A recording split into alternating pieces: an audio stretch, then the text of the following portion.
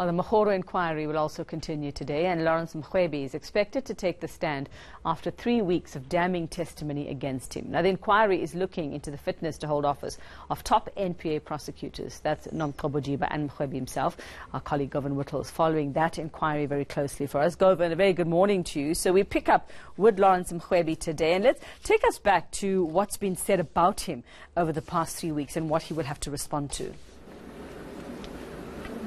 Well, the testimony against Lawrence Mrwebi here at the Mokgoro inquiry certainly has been damning, Yuveka. From the onset, we heard how Lawrence Mrwebi was allegedly part of a plot to help get high-ranking politicians and other government officials off high-profile cases. And this began with the testimony of the former head of the Foreign Crimes Investigative Unit here in the NPA, Advocate Chris McAdam, who said it was suspicious that the cases involving foreign bribery were taken away from him just as he was about to report to an international body about the progress which had been made. And he mentioned several cases involving petroleum companies in South Africa, as well as cases related to the arms deal, and of course the Net 1 case, which was in the Constitutional Court, related to the social grants payouts. And then it was the turn of Glynis Breitenbach. She focused largely on the withdrawal of corruption charges against former crime intelligence head Richard Mrwebi, in that case laying the blame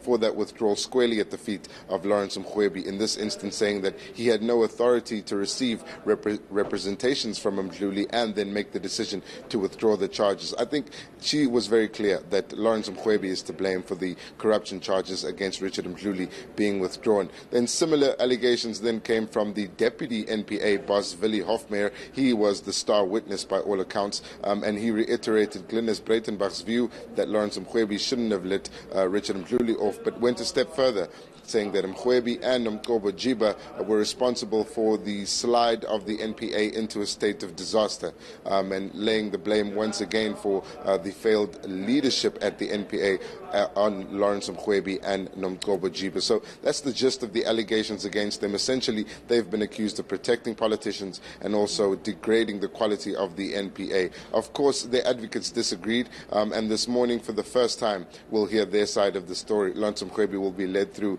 his evidence by his advocate Mervyn Rip, and it will also be the first time that Mrwebi is under cross-examination. So we expect a lot of insight around those cases to emerge from today's hearing. Now, we also know, Govan, a few weeks ago, Lawrence Mrwebi formed a major part of what we heard from Angelo Agrizzi, the former Bosasa COO, and also making certain claims and allegations, damning allegations against him and Nomgcobo Jiba as well. But we know Agrizzi has not allowed, says he will not be coming to testify here at this inquiry, but he's done so at the Estate Capture Commission. But are we expecting that there will be any sort of, overlap from there, that Mrwebi will actually face questions related to what's come out from that commission as well?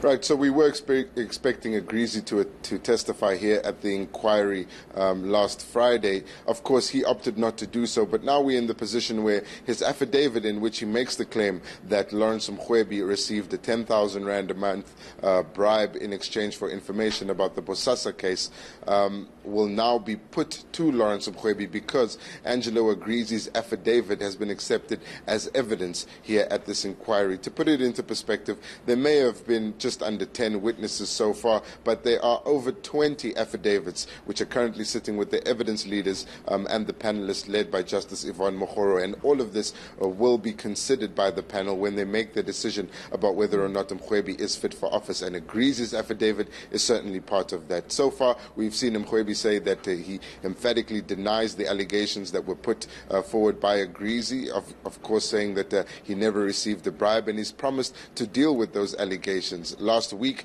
they said that they felt aggrieved that they weren't able to cross-examine Agrizzi on his claims, but they're nevertheless ready to deal with him when his evidence is led. So that is certainly one of the highlights that will be coming out this morning. Yes, it might just be a tough day for Lawrence Mrwebi today. Thank you very much. Govan Whittles will let us know what happens there when he does take the stand.